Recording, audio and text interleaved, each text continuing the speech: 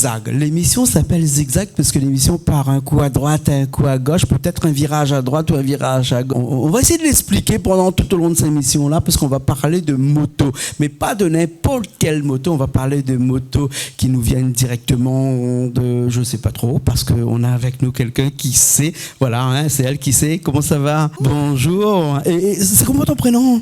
Marie-Paul. Marie-Paul, oui, Marie-Paul. Marie-Paul, il paraît que c'est François qui m'a dit ça là-bas, hein, c'est toi, celle qui sait. Ah, je suis pas sûre. Parce qu'on va parler moto.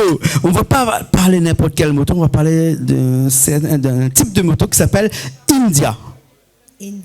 Indian. Hein? Et comme on l'a entendu dernièrement, on parle de moto comme ça, j'étais content parce que me dit au moins mon peuple est représenté.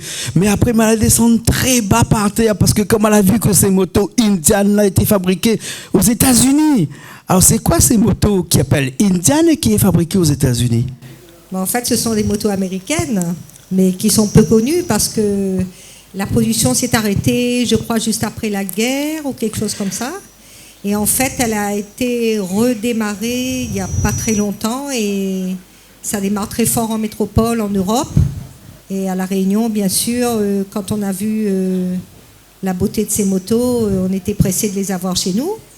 Et donc, j'ai voulu l'essayer et finalement, je l'ai adopté. Voilà, on a les motos qui sont à l'arrière-plan ici. C'est vrai qu'elles sont belles, ces motos-là. Hein.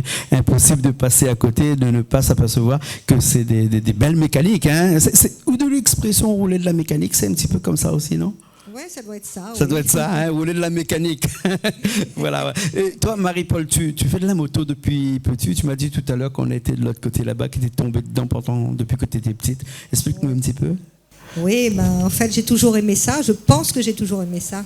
Oui. J'ai fait un peu comme tous les gamins, le vélo, le Solex, après le petit 103 SP, après la 125, et après, tout ce qui m'a plu, quoi. Tout ce que je pouvais aussi, parce que les trails, bien sûr, je suis trop petite, mais après, même les routières et tout, il n'y a pas de problème. Quand on est jeune, on est souple. Et après, quand on vieillit un peu, on essaye d'avoir des motos un peu moins hautes. Oui. Et donc là, ça tombait bien. D'accord. Et pareil, avec ces motos-là, on arrive à faire des virages en prenant des virages très bas, c'est-à-dire presque à la limite, le genou touche par terre. C'est vrai? En fait, c'est très surprenant parce que malgré la dimension de la roue avant, qui quand même est plus importante que sur un modèle ordinaire, quoi. J'étais surprise parce que même dans les hauts, sur les lacets, je vois par exemple un peu d'huile, et je peux changer immédiatement ma trajectoire sans aucun problème. D'accord, c'est une moto qui est flexible. Facilité, pour moi, hein, facilité franchement déconcertante. D'accord. Et quand on parle de ces motos-là, Indian, ça fait combien de temps que tu conduis ces motos-là, que tu pilotes ces motos-là? En fait, moi, j'ai acheté la première qui arrivait à la concession. Oui. Parce que je l'ai essayé tout de suite. Je l'attendais, en fait, je voulais la voir. Et puis, voilà, j'ai eu la chance d'avoir la première. Je suis un peu étonnée qu'il n'y ait pas plus de gens qui viennent et qui regardent ces motos-là, parce que, franchement, elles sont exceptionnelles. Oui. C'est pas une moto ordinaire. D'accord, mais il faut aimer la moto en général. Ah oui, au départ. Ouais. Après, moi, j'aime toutes les motos. Hein. Quelle que soit la marque de la moto, il y a de très belles motos dans beaucoup de marques. D'accord. Mais là, celle-là, c'est exceptionnel. Toi qui fais de la moto depuis très longtemps, on va parler un petit peu pour que nos téléspectateurs puissent comprendre un petit peu c'est quoi cette passion qu'ont des gens, un certain nombre de personnes pour la moto, exactement comme des personnes qui ont une passion pour le surf, par exemple, hein, et qui défient les dangers pour surfer, que ce soit les dangers des vagues de très grande hauteur ou bien sinon les requins qui sont peut-être aussi dans l'eau et qui les attendent. Hein, donc tout ça ne les font pas peur parce qu'ils ont cette passion-là. Et donc les gens comme vous qui ont cette passion de la moto-là, qu'il pleut, qu'il vente, qu'il neige, la moto c'est c'est toujours un moyen, non pas un moyen de transport, mais plutôt un moyen de plaisir, un moyen de se faire plaisir. Hein. Mais dans ce plaisir-là, il y a quand même un risque, hein, parce que lorsqu'on est sur la route avec une moto comme ça, accompagnée à droite et à gauche des voitures qui roulent, des camions qui roulent, qui eux sont protégés par une carapace, vous n'êtes pas protégé par aucune carapace, vous êtes livré à vous-même sur cette route-là. Qu'est-ce qui fait que vous aimez autant la moto comme ça pour risquer quelque part un accident, parce que l'accident est vite fait aussi sur une moto. Oui, hein. Oui. Qu'est-ce qui vous pousse comme ça à faire de la moto? Je ne saurais pas vous dire, c'est le plaisir d'être en équilibre, d'être toujours en recherche d'équilibre, même de toujours essayer de faire encore mieux, de travailler mieux ses trajectoires. Il y a toujours quelque chose à améliorer en moto. Et puis c'est le plaisir, franchement, je peux pas expliquer ça. À chaque fois que je suis fatiguée ou que j'ai un souci, je vais faire un tour de moto, mais je suis guérie. Ah bon, à ce point. Oui. D'accord. Alors, il y a des avantages, tu sais, d'être cheveux au vent, enfin, quoi qu'avec le casque, non, maintenant, on ne peut plus trop être cheveux au vent, mais de respirer le bon air lorsqu'on fait de la moto en campagne, tout ça. Mais il y a quand même un inconvénient qui est le bruit, parce que ça pète très fort, ça, ces motos-là, parce qu'il y a un bruit à l'arrière, le pot d'échappement, là, c'est un pot d'échappement, je ne sais pas s'il a été reconditionné, mais le bruit sur une moto, c'est un petit peu comme un hélicoptère qui arrive presque à l'Américain, on l'entend kilomètres à la longue, de loin. Et ce bruit-là, vous a jamais gêné? En fait, moi, je ne parle pas de bruit, je parle de son. D'accord. Et c'est vrai que je reconnais que je peux gêner. Donc je m'arrange pour ne pas, par exemple, donner des grands coups d'accélérateur si je vois une voiture à côté avec les fenêtres ouvertes, surtout des choses comme ça. Mais c'est vrai que quand je suis sur une 4 voies, j'aime bien l'entendre un peu. Ça fait partie du plaisir aussi. Ça fait partie du plaisir de la moto, même si on ne roule plus à de grande vitesse. Hein, mais enfin, c'est juste... Mais vous l'entendez moins que la personne qui est à l'arrière, parce que vous êtes à l'avant. Hein, oui. Et le pot d'échappement, il est à l'arrière. Hein, donc le bruit va plutôt à l'arrière qu'à l'avant. Hein. Quand on sort un petit peu à 2 ou 3, en petit groupe, soit je suis devant, ou soit je suis derrière, pour moins gêner. D'accord. Voilà. Après, certains roulent avec des bouchons d'oreilles. Et moi, en fait, jusqu'à présent, mais j'aime bien l'entendre, ce moteur. J'aime bien. D'accord, alors ok. Et la moto, c'est quelque chose qui va continuer pendant longtemps encore? J'espère. À chaque fois, je me dis que c'est la dernière. La dernière moto ou bien la dernière... La dernière moto. Combien de motos tu as déjà eu comme ça dans ta... Là, je ne sais pas. Quand on aime, on ne compte plus. Ah, ouais. Beaucoup de motos. Une vingtaine, on va... Une vingtaine, comme ça. Près, oui. Ouais. Ben, ok. Ben, écoute, ce que je vais faire, c'est que je vais te laisser un petit coup. On va aller dans un garage. Hein, on va aller à un petit reportage qui a été fait par François Auré et dans un garage. On va présenter les gens qui travaillent dans ce garage. Et puis je vais avoir ici même avec moi quelqu'un qui est dans le garage qui va m'expliquer un petit peu le moteur, comment ça fonctionne, comment ça marche, pourquoi cette moto-là est aussi aimée aussi par son bruit aussi qui fait partie de la mécanique. Hein, tout ça. D'accord? Merci bien Marie-Paul. Mais je vous en prie. Ok, merci. On se retrouve dans un instant.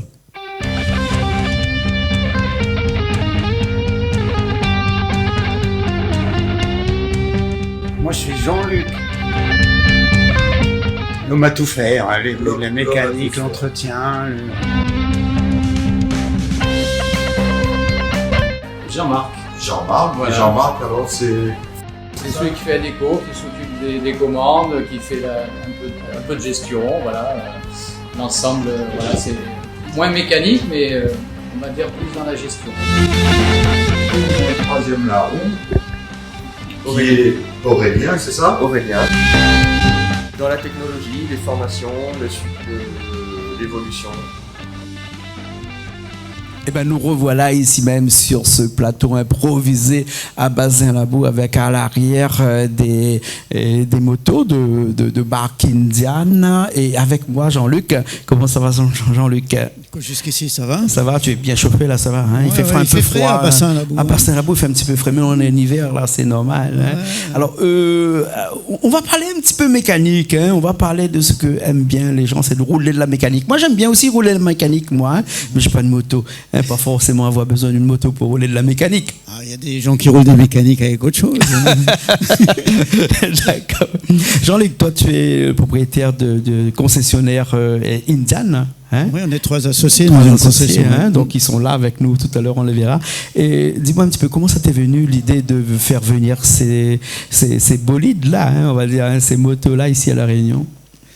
L'idée elle est venue surtout de Jean-Marc, et parce que c'était quand même une marque qui n'était pas représentée à La Réunion. C'est une marque qui a une sacrée réputation, qui a des motos qui ont un style vintage, mais qui sont de la mécanique très très moderne. Et il n'y avait pas ça à La Réunion. Donc on s'est dit, voilà, on pourrait tenter le challenge. Vous n'avez pas peur avec tout ce qui existe déjà ici? Là, on va parler des autres marques, parce qu'on a parlé de Indian qu'on est à la télé, des BMW, des Harley Davidson, des autres marques qui existent. Hein. Vous n'avez pas peur que c'est un petit peu saturé, parce que La Réunion n'est pas très extensible. Il y a autant de motards que ça ici à La Réunion. Oui, déjà il y a pas mal de motards, il y a beaucoup de permis moto. Mais en plus, finalement, on ne se marche pas sur les pieds. C'est pas les mêmes, c'est pas la même chose. Affinités. C'est les gens pas la qui ont même les chose. affinités avec quelqu'un qui achète une BM, il va pas forcément être attiré ni par une Harley ni par une Indian. Après le client Indian, c'est le client qui veut faire de la balade, mais quand même avec un moteur musclé. Et franchement, ça marche pas trop sur les pieds, je trouve. Ça se passe bien. Ouais. Mais dis-moi, en voiture, on connaît les grosses marques. Hein. Il y a Porsche, il y a BM, il y a Mercedes qui font partie des grosses marques. Hein. Et dans la moto, Indian se comporte comment? C'est aussi une grosse marque. Quand on roule en Indian, on est un petit peu d'un niveau social un petit peu plus haut que les autres, puisque c'est aussi une marque très recherchée. Disons, c'est comme ils disent dans l'automobile, c'est une marque premium. On est quand même dans le premium. Hein. Dans le premium. Donc c'est une marque. Forcément, c'est un peu des niches, c'est-à-dire que comme le premium, tout le monde ne roule pas avec. Donc c'est des véhicules un peu haut de gamme qui ne sont pas forcément donnés et qui nécessitent quand même déjà de comprendre ce qu'on achète, quoi. Ouais. Mais justement, là, pour les gens qui nous regardent, il y en a beaucoup ici qui font de la moto, qui aimeraient bien peut-être rouler en Indian. Combien ça coûte une moto comme ça? Moi, je suis curieux de savoir, hein, je ne sais pas. Hein, combien ça coûte? J'aimerais bien, moi, rouler en Indian. Hein. Comme c'est du premium, et comme dans les marques de voitures premium, ça démarre à un certain prix. Par exemple, pour un scoot, on peut démarrer, je pense que c'est dans les alentours de 17 000 €, dans ces eaux-là. Et après, c'est nos limites. Un scoot, c'est celui qu'on voit ici à l'arrière. Hein. Ça, c'est 18 000, un 19, presque 19 000. Voilà, et puis après, on a d'autres marques, et puis après, on a des gammes un petit peu au-dessus, ici, qui peuvent arriver à combien? Jusqu'à 30, 40? Après, c'est nos limites. Nos limites. Et qu'est-ce qui fait qu'une moto est nos limites? Qu'est-ce qu'on va rajouter sur une moto pour faire qu'elle est nos limites? Mais déjà, ils ont des bécanes qui coûtent 40 ou 45 000 €. Et même sur celle-ci, on peut encore, si on veut, rajouter des accessoires. C'est vraiment c'est du haut de gamme. Et à La Réunion, quelqu'un qui veut acheter une moto et se faire plaisir, il peut se faire une moto à la carte. Ouais, sans pour autant dire le nom de la personne. Mais juste entre nous, c'est qu'il n'y a pas beaucoup de monde à ces heures tardives là qui nous regardent. Hein. Il y a des gens à La Réunion qui se sont payés des motos à des prix folles, on va dire. Non, pour chez nous, pas encore. Pas encore. Franchement, chez nous, pas encore, parce que on a démarré en fait en août l'an dernier, voire même septembre. Donc il faut le temps que les gens s'habituent, qu'ils se tranquillisent. Mais on a déjà vendu des bécanes assez chères, oui, 26 000 dans ces eaux-là. Mais pas encore le tout haut de gamme. D'accord. Mais parce que aussi le tout haut de gamme, il faut quand même se dire que même si elles sont très maniables, c'est pas sûr que le client réunionnais veuille acheter une grosse moto comme ça. D'accord, il n'y a pas assez de routes, il n'y a pas de route pour ces motos-là? Il y a des routes, mais pas forcément sur des milliers de kilomètres. Ouais, bien sûr. Bien Mais sûr. il y a de quoi se faire plaisir déjà avec ce qu'il y a. D'accord. Alors, je suppose que par exemple, les motos que vous avez ici, vous n'avez pas tout en stock chez vous. Hein. Quand un client arrive et qui veut passer commande d'une moto, il faut combien d'attendre, combien de délai de commande? Si elle n'est pas chez nous, il faut compter 4 semaines. 4 semaines, hein. Oh, donc ça va vite alors. Covid. Bien sûr, hors Covid, bien entendu. Hein. Et puis chez vous, bien entendu, il y a aussi tout ce qui est service après-vente. Hein. Oui, ça c'est chez nous. Hein. C'est chez vous aussi. On fait tout, on suit les garanties, les machins, on a les formations. On a Aurélien qui suit les formations, il y a tout ce qu'il faut. D'accord, alors. Hein, on a dit tout à l'heure que c'était une marque américaine. Pourquoi les Américains ils ont choisi un nom Indian pour une moto qu'ils ont fabriquée eux-mêmes? Il y a une histoire là-dessus. Indian, les Indiens, mais pas les Indiens de l'Inde, les Indiens des États-Unis, les Indiens d'Amérique. D'accord. Enfin, c'est à cause de Christophe Colomb qui a comparé les Indiens de l'Inde aux Indiens américains. Donc, tout ça, c'est à cause de Christophe Colomb. Ils ont les plumes et tout. Voilà, exactement. Eh bien, écoute, on va se laisser, on va aller faire un petit tour dans l'atelier à côté. On fait un petit tour chez vous même pour discuter un petit peu de l'histoire de ces motos-là. Et après, je reviens avec une autre personne ici. D'accord ? Okay. Merci beaucoup. Allez, merci. Ok, bye. Allez, à tout à l'heure.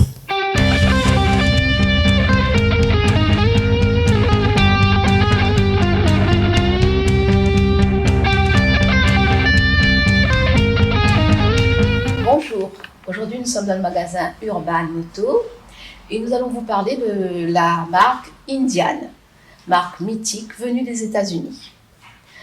Alors, Jean-Marc, pourrais-tu nous raconter un peu de l'histoire de Indian?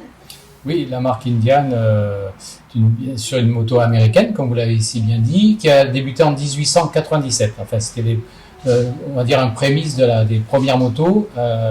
Ensuite, en 1901, est née vraiment la marque Indian, avec un premier moteur issu d'un 2 dion-bouton d'ailleurs. C'est un moteur français, un monocylindre. C'est la naissance de la marque en 1901. C'est une marque américaine, mais en quoi est-elle mythique? Peux-tu nous en dire un peu plus? Disons que déjà c'est la première marque américaine, donc en 1901. Donc ensuite, effectivement, l'autre marque qu'on connaît aussi, qui est née en 1903, donc effectivement, Indian a été le précurseur, donc on va dire de la nouvelle vague, enfin les nouvelles motos. Et ensuite, en 1903, donc est sorti le premier bicylindre. En 1906, donc ils ont commencé à faire des championnats américains. Donc Indian a tout de suite été plus dans la puissance. Enfin, ce sont des moteurs élaborés vraiment pour des motos de course au départ. Donc c'est ce qui a fait aussi son succès, des moteurs fiables, efficaces, dont un record mondial en 1920 sur le lac Bonneville à 280 km/h et 320 non homologués. Et on va dire que c'était la première en 1920. Donc est née la Scout, qui a gardé ce nom actuellement sur les motos que vous voyez dans le magasin. Donc la Scout Indian, effectivement, c'est la moto mythique de la marque. Hein.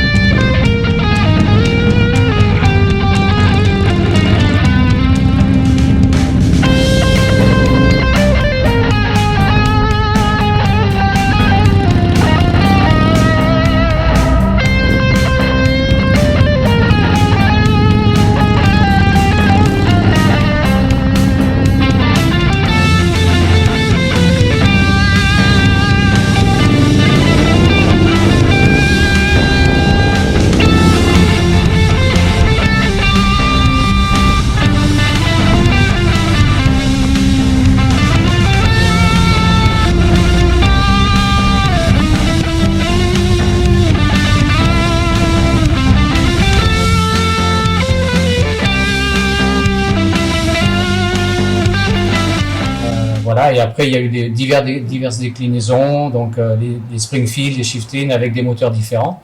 Donc le premier moteur c'est un 1200.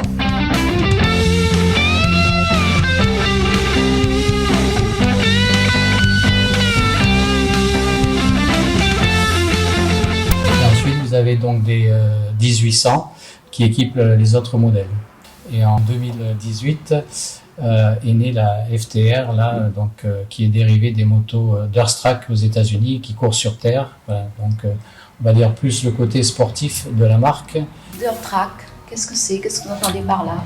Alors, Durstrack, ce sont des courses de motos, ce sont des anneaux, ils courent sur terre, donc c'est essentiellement aux États-Unis. Ils sont en train de le mettre en place en Europe et donc en France aussi. C'était prévu pour en 2020 les premières courses de Durstrack. Donc c'est des motos un petit peu, c'est pas du tout terrain, hein, c'est vraiment sur des anneaux de terre pour la glisse en fin de compte. Et donc le FTR a été développé essentiellement pour ça.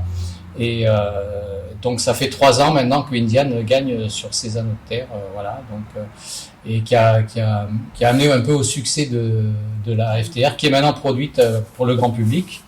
Donc c'est un moteur 1200 aussi, voilà, donc on va dire qu'il s'adresse plus à une clientèle un peu plus jeune, un peu plus sportive aussi, qui recherche un petit peu des sensations. Donc ils sont plus sur ce type de moto, la FTR, que on va dire sur une Scoot ou une Springfield ou une Dark Horse. Voilà, donc c'est vraiment le côté un peu sport de la marque. Voilà.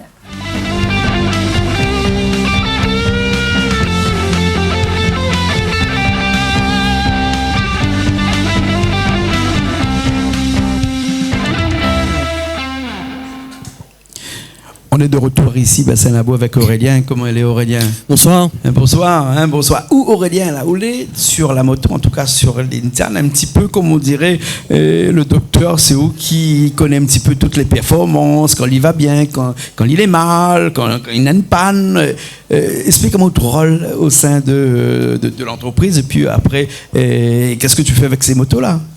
Alors, ces motos-là, effectivement, sont très technologiques, hein, ouais. Maintenant, avec une avancée énorme. Ouais.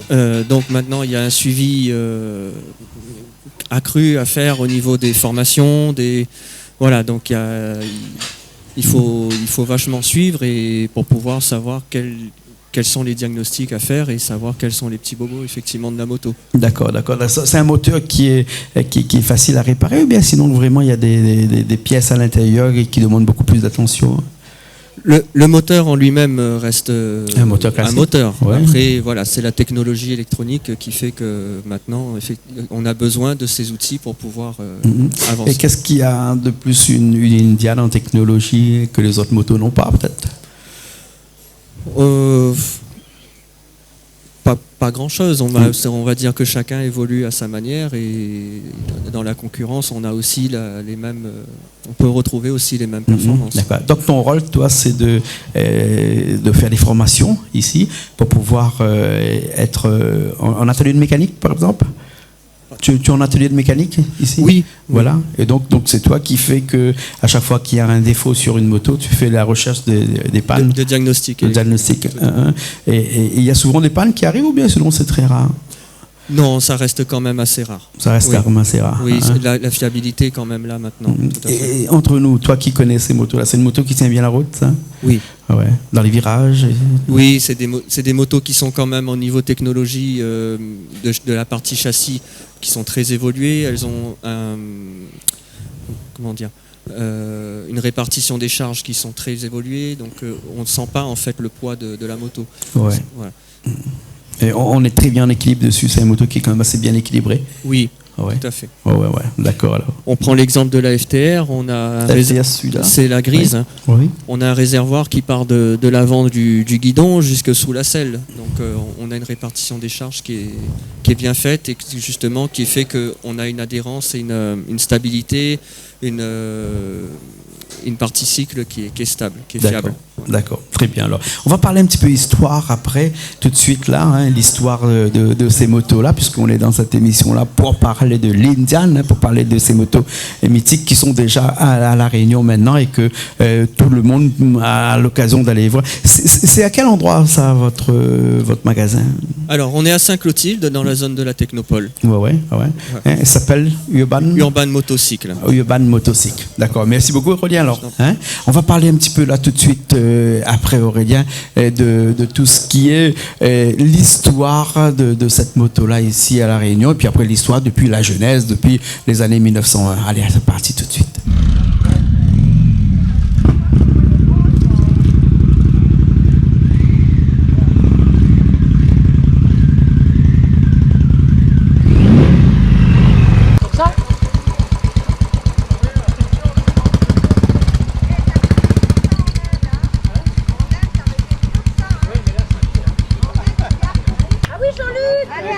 Jean-Luc, vas-y.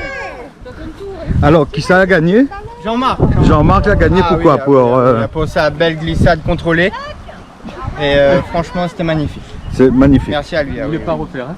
Alors, ne pas refaire. Faut pas refaire. Faut pas user. Non. Pour Jean-Marc. Faut pas user le gazon. Le gazon. Faire attention à l'environnement. Oui, mais je suis en Ah, c'est toi qui fais maintenant? Je ne pourrais pas faire mieux. Ah.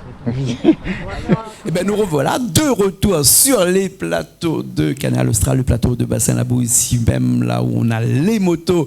Il y a François qui nous fait un plan général sur les motos ici. Ben voilà, hein, belle moto. Et on a Jean-Marc qui nous a rejoint. Jean-Marc, hein, bonsoir. Hein. Bonsoir. Et merci d'être avec nous ici ce soir, ici à Bassin-Labou, pour parler de moto, mais pas n'importe quelle moto, parce qu'on a dit, parce que ce soir, on parle de l'India. Tout à fait. Voilà, hein, un petit peu plus près le micro de la bouche. Ouais, voilà, un petit peu plus près. Voilà. Alors, toi, il paraît que tu connais un rayon sur l'histoire de ces motos-là. Explique-nous un petit coup, parce que tout à l'heure, je posais à Jean-Luc la question comment ça se fait qu'une marque de moto comme ça s'est implantée aux États-Unis et est arrivée jusqu'à La Réunion. L'histoire, oui. Je suis pas né en 1901, hein, mais disons qu'effectivement, l'histoire a commencé en 1901 officiellement. Disons un petit peu plus tôt, en 1895 exactement, avec, il faut le souligner, avec un premier moteur français, qui était un moteur de Dion, donc un monocylindre, donc qui a été adapté sur des châssis de Indian. Et donc deux Américains donc ont commencé à faire des essais, et puis et en 1901 la marque est née officiellement donc sur la marque Indian, voilà. D'accord, alors depuis 1901, ces motos-là, ils ont commencé en Amérique, et puis après ils ont sillonné un petit peu le monde, parce qu'on les voit un petit peu partout, ne serait-ce que sur les treks, quand on regarde des émissions de motos. Pourquoi ça a fait que beaucoup de gens ont adhéré à cette marque de moto-là? Qu'est-ce qu'il y a que cette moto-là a et que les autres motos n'ont pas? Disons comme l'expliquait Jean-Luc avant, c'est une marque qui disons qu'au départ, la marque a joué sur le fait de la compétition, un petit peu sur la mécanique, sur la puissance. Et donc. Il y a François qui me dit qu'il faut que tu mets le micro bien plus près. Ah, plus près, oui. Voilà. Excusez-moi. Ouais. Voilà. Donc, en fin de compte, ils ont joué là-dessus, et avec donc le premier bicylindre qui est sorti en 1903. Donc, et ensuite amélioré en 1906. Et les premiers essais sur le lac Bonneville en 1920, donc ils ont atteint la vitesse de 280 km/h. Qui était un exploit pour cette période.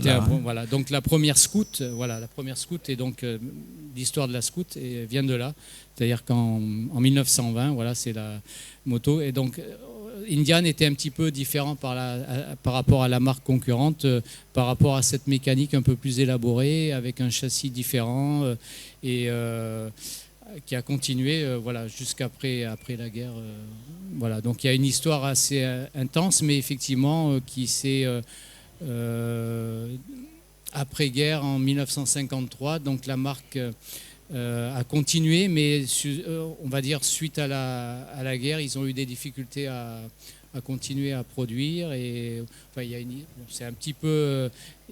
un petit peu loin à expliquer, mais bon, il y a des choses à dire. Voilà. Et là, depuis combien de temps cette marque-là est arrivée à La Réunion? Il y a une année? Non, on a eu la marque l'année dernière. L'année dernière. Mais il y avait des gens avant qui avaient des Indias ici à La Réunion et qui. Alors il y a eu effectivement des premières motos qui sont arrivées il y a quelques années. Bon, avant qu'elles rentrent dans le groupe Polaris, qui s'occupe maintenant de la marque. Mais effectivement, c'était, on va dire, assez confidentiel.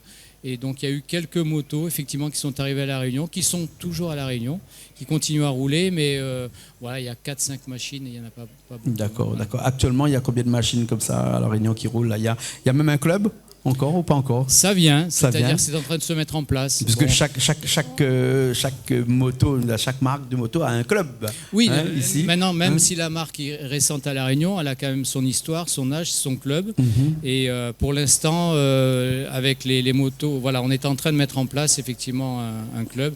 Mais bon, il va falloir effectivement un petit peu de temps pour on va dire, avoir un chapter, comme on appelle, chez la marque concurrente. Mais bon, ça, c'est en train de se mettre en place. Elle a encore des beaux jours devant elle, la marque India? Oui, elle débute, elle commence. Ici à La Réunion en tout cas. Voilà, à La Réunion, elle commence, ça fait 5-6 mois. Donc si on enlève le Covid, enfin le confinement, les 3 mois, enfin, voilà, donc c'est une marque qui est en train de débuter une histoire sur La Réunion. D'accord, ok. Et toi aussi, tu es motard aussi?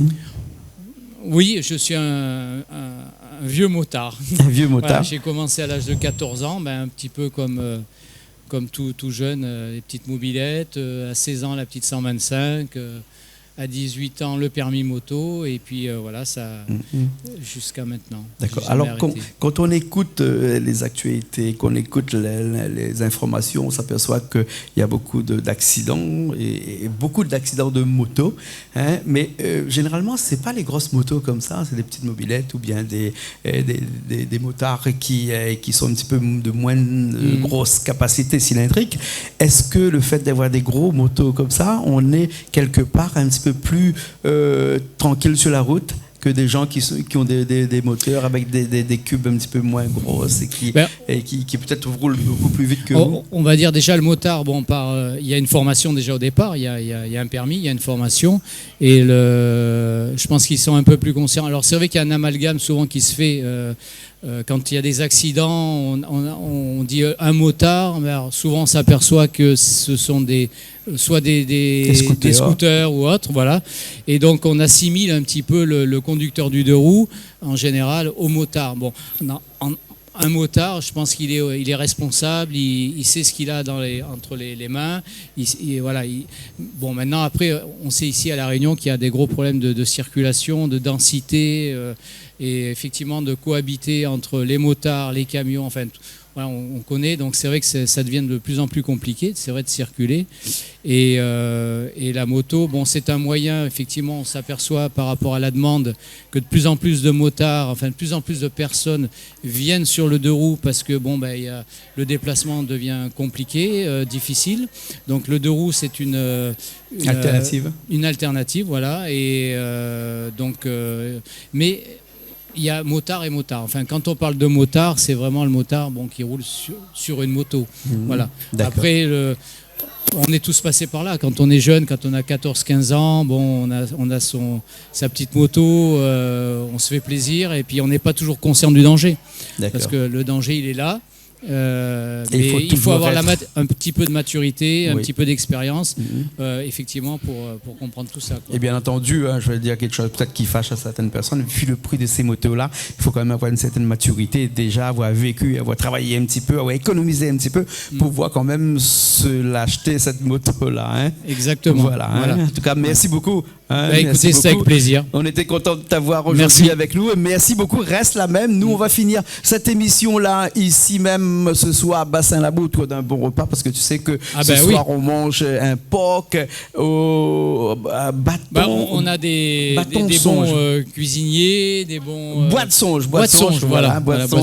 On a pas mal de cuisiniers. Ouais. On a tout le staff des gens qui sont autour de toi. On va saluer un petit peu les gens qui travaillent aussi avec vous. Vous êtes à plusieurs associés. Vous êtes à tout à fait. Associés. On est trois associés, oui. Dans la boîte, il y a toi. Donc il y a Jean-Marc, Aurélien et Jean Jean-Luc. Voilà. Et on a 2 personnes qui travaillent aussi avec nous au niveau de l'atelier. Voilà.